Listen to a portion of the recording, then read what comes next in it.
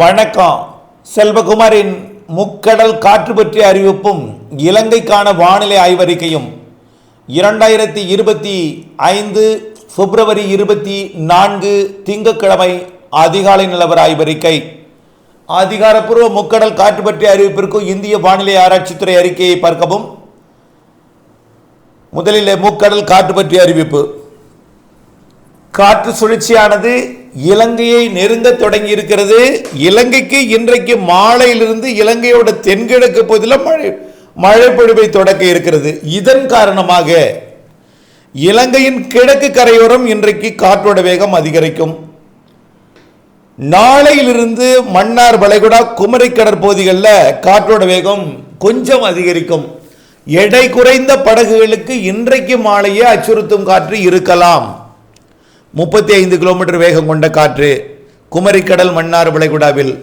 27 கிலோமீட்டருக்கு மேலே போனாலே எடை குறைந்த படகு, பிளாஸ்டிக் படகு கட்டுமரத்தில் நின்று கொண்டு வலை விரித்தல் என்பது, தூண்டில் போடுவது என்பதெல்லாம் சவால் நிறைந்தது என்பதெல்லாம் அறிந்த ஒன்று தான். ஆனால் இன்றிலிருந்தே கொஞ்சம் கொஞ்சமாக காற்று அதிகரிக்கும். ஆனால் விசைப்படகுக்கு பெரிய அளவிலே, பெரிய விசைப்படகுக்கு எந்தவித பாதிப்பும் இருக்காது. 25ஆம் தேதி நாளை குமரிக்கடல் மன்னார் வளைகுடா பகுதிகளில் காற்றோட வேகம் அதிகரிக்கும். 26ஆம் தேதி அதாவது புதன்கிழமையிலிருந்து பாக்ஜலசந்தியிலும் காற்றின் வேகம் கூடும்.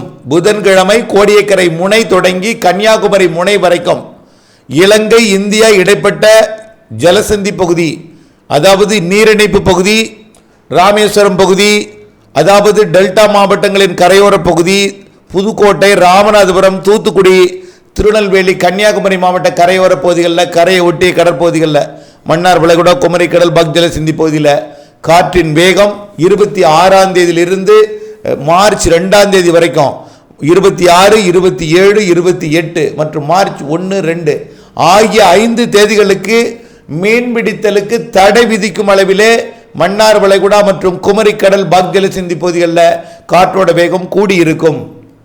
தரை பகுதிகளில் கூட இன்றைக்கு மாலையிலிருந்தே, இன்றைக்கு 24ஆம் தேதி மாலையிலிருந்தே காற்றின் வேகம் கூடியிருக்கும். இன்று மாலையிலிருந்தே காற்றின் வேகம் கூடியிருக்கும். அதாவது ஒரு இலைகள் அசைக்கும் காற்று தான் இது. தரையிலேயே காற்று கூடுதலாக இருந்தால் கடலில் கூடுதலாக, இதைவிட கூடுதலாக இருக்கும் என்பதை நீங்கள் உணர்ந்து கடல் தொழில் செய்ய வேண்டும் என்பதற்காகத்தான் இந்த தரையில் இருக்கக்கூடிய கிழக்கு காற்றை அறிவிக்கிறேன். வரக்கூடிய நாட்களில் இன்றைய விட நாளை கிழக்கு காற்றோட வேகம் கூடும். மாலை நேரத்தில் கண்டிப்பாக இதமான வெப்பத்துடன் கூடிய, இதமான வெப்பம்னா ரொம்ப குறைவான வெப்பம், அதாவது உணர்வு வெப்பம் குறைவாக இருக்கும். அது வெப்பநிலையோட கிழக்கு காற்றோட மாலை இனிதே நகரும். வரக்கூடிய 26, 27, 28 மற்றும் மார்ச் 1, 2 தேதிகளில் காற்றின் வேகம் சற்று கூடும். கடலிலே கண்டிப்பாக வலுவான காற்று இருக்கும். விசைப்படகுல கூட மீன்பிடித்தல் குமரிக்கடல் மன்னார் வளைகுடாவில் கடினம். 65 கிலோமீட்டர் வேகம் கொண்ட காற்று கூட குமரிக்கடல் மன்னார் வளைகுடாவில் இருக்கலாம். ஆகவே கண்டிப்பாக தூத்துக்குடி, திருநெல்வேலி, கன்னியாகுமரி கடலோரத்தில் கொஞ்சம் கூடுதலாகத்தான் இருக்கும். விவேகானந்தர் பாறையிலிருந்து, அதாவது விவேகானந்தர் பாறைக்கு இயக்கக்கூடிய பூம்புகார் கப்பல் போக்குவரத்தை நடத்துவதற்கு, அந்த ஸ்டீமர் நடத்துவதற்கு கொஞ்சம் சவால் நிறைந்த காற்று வரக்கூடிய 26, 27, 28 மற்றும் மார்ச் 1 இருக்கும். ஆகவே இதை புரிந்து கொள்ளுங்கள்.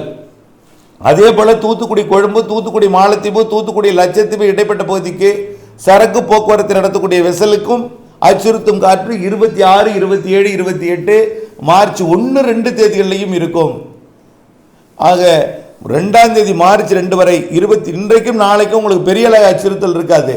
ஆனால் இன்றைக்கும் நாளைக்கும் எடை குறைந்த பிளாஸ்டிக் படகு, கட்டுமரம், பாய்மர படகு அச்சுறுத்தல் இருக்கும் மன்னார் வளைகுடா குமரிக்கடல். ஆனால் புதன்கிழமையிலிருந்து ஒட்டுமொத்த தமிழ்நாட்டின் கடலோர பகுதிகளில் கிழக்கு காற்றோட வேகம் கூடுதலாக இருக்கும். டெல்டா கடலோரம் மட்டும் இல்லை, மயிலாடுதுறை, கடலூர், அதாவது டெல்டாவிற்கு வடக்கே, மயிலாடுதுறைக்கு வடக்கே கடலூர், புதுச்சேரி மற்றும் அப்படியே வடகடலோரத்தில் கூட கொஞ்சம் கிழக்கு காற்று வலுவாக இருக்கும் என்பதை தெரியப்படுத்த விரும்புகிறேன். அடுத்தது 3ஆம் தேதியிலிருந்து நீங்கள் அச்சமின்றி மீன்பிடிக்கலாம். 2ஆம் தேதி வரைக்கும் தான். 2ஆம் தேதியே ஆழ்கடலில் மட்டும்தான் காற்று இருக்கும், குமரிக்கடலோட ஆழ்கடல் பகுதியில். அதனால் 2ஆம் தேதி வரையாவது மீன்பிடித்தல் என்பது கொஞ்சம் ஒத்திவைக்க வேண்டும். இன்றைக்கும் நாளைக்கும் எடை குறைந்த படகு கண்டிப்பாக வேண்டாம். நாளை மறுதினத்திலிருந்து புதன்கிழமையிலிருந்து அந்த படகுக்கும் அச்சுறுத்தல் இருக்கும் என்பதை தெரியப்படுத்த விரும்புகிறேன். அடுத்தபடியாக மழையை பொறுத்த வரைக்கும் இலங்கைக்கான மழை வானிலை இன்றைக்கு மாலையிலிருந்து இலங்கைக்கு ஆங்காங்கே மழை தொடங்கும். நாளை இலங்கையின் ஒட்டுமொத்த பகுதிக்கு 25ஆம் தேதி செவ்வாய்க்கிழமை வடக்கு கிழக்கு மாகாணங்கள் உட்பட மழை பொழிவுக்கு உறுதியான வாய்ப்பு. அனைத்து மாகாணங்களுக்குமே இந்த மழைப்பொழிவு 26ஆம் தேதி அதிகாலை இலங்கைக்கு கனமழை பொழிவை கொடுக்கும். 26ஆம் தேதி புதன்கிழமை அதிகாலை இலங்கையோட கிழக்கு கரையோரம் கனமழை பொழிவை கொடுக்கும். அதாவது திரிகோணமலை அம்பாறை இடைப்பட்ட பகுதியில் கனமழை பொழிவை உள்ளேயும் வந்து கொடுக்கும். 26ஆம் தேதி புதன்கிழமை டெல்டா மாவட்டங்கள் மற்றும் டெல்டா மாவட்ட கரையை ஒட்டிய பகுதிக்கு மழை வாய்ப்பு கொடுக்கும். தூறல் சரலாம். 27ஆம் தேதி தமிழ்நாட்டுக்கே மழை என்பதன் காரணமாக அப்போ இலங்கைக்கு பரவலான மழை பொழிவு 27ஆம் தேதி. 26ஆம் தேதி தீவிர மழை இலங்கைக்கு, 27ஆம் தேதி தீவிரம் தொடரும். 28ஆம் தேதி கனமழை வாய்ப்பு இருக்கிறது. அவ்வப்பொழுது கனமழை. மார்ச் 1-2 தேதிகளிலையும் இலங்கைக்கு கனமழை தொடரும். ஆகவே ஏற்கனவே இலங்கைக்கு பெய்திருக்கூடிய மழை, ஏற்கனவே கடந்த மாதத்தில் பெய்த மழை அணைகளை நிரப்பி அணை கதவுகளை திறந்துவிட நெல் தானியங்களை சேதமடைந்தது. தாழ்வான பகுதிகளில் நீர் சூழ்ந்தது. ஆகவே குடியிருப்பு வாசிகள் பள்ளிக்கூடங்களில் தங்க வேண்டிய நிலை ஏற்பட்டது அணை திறப்பின் காரணமாக. அப்படிப்பட்ட நிலை மீண்டும் வரும். காரணம், அணை ஏற்கனவே நிரம்பி இருக்கிறது. அணையிலிருந்து மீண்டும் தண்ணீர் திறப்பதற்கு வாய்ப்பு இருக்கிறது. அறுவடை தானியங்களுக்கு சற்று அச்சுறுத்தல் கூடிய இலங்கை மழைப்பொழிவு இருக்கும். இன்றைக்கே மழை தான். முடிந்தால் இன்றைக்குள் அறுவடை செய்யாத தானியங்களை அறுவடை செய்திடுங்கள். முதிராத நெல் தானியங்களுக்கு அச்சப்பட வேண்டாம். வேறு வழி இருக்காது. அது அறுவடை செய்தும் பயனில்லை. 26 கொஞ்சம் கூடுதல் மழைப்பொழிவு கிடைத்தாலும் 2ஆம் தேதி விட இந்த சுற்றின் மழைப்பொழிவு நிறைவடைந்துவிடும். 3ஆம் தேதியிலிருந்து இடைவெளி கிடைக்கும் 10 நாட்களுக்கு. அதில் நீங்கள் அறுவடைக்கு திட்டமிட்டு உலர்ந்த பிறகு கூட அறுவடை செய்து நீங்கள் மீட்டெடுத்து விடலாம் என்று அன்போடு கேட்டுக்கொள்கிறேன். இலங்கைக்கு மழைப்பிடிப்பு நாளையிலிருந்து தீவிரம். அதாவது இன்று தொடக்கம், நாளை பரவல், புதன்கிழமையிலிருந்து தீவிரம், புதனிலிருந்து திங்கள் வரை நல்ல மழைப்பிடிப்பு ஒரு 5 நாட்களுக்கு இருக்கிறது என்பதை நினைவில் கொண்டு வானிலை அப்டேட்ஸுடன் இணைந்திருந்து பணி செய்தீர்கள். நம்முடைய வானிலைக்கு இலங்கையில் இருக்கக்கூடிய பிற மக்களுக்கும் வழங்கி துல்லியத்தை அறிவித்து அவர்களும் வானிலை கூட தினசரி இணைந்திருந்து விவசாயம் உள்ளிட்ட அனைத்து பணிகளுக்குமே திட்டம் வகுத்து கொள்ள அன்போடு கேட்டுக்கொள்கிறேன். அதே போல் ஏற்கனவே வெள்ளம் பாதித்த தாழ்வான பகுதியில் இருக்கக்கூடிய மக்களுக்கு ஒரு முன்னெச்சரிக்கையை உங்களால் முடிந்த அளவுக்கு வழங்குங்கள்.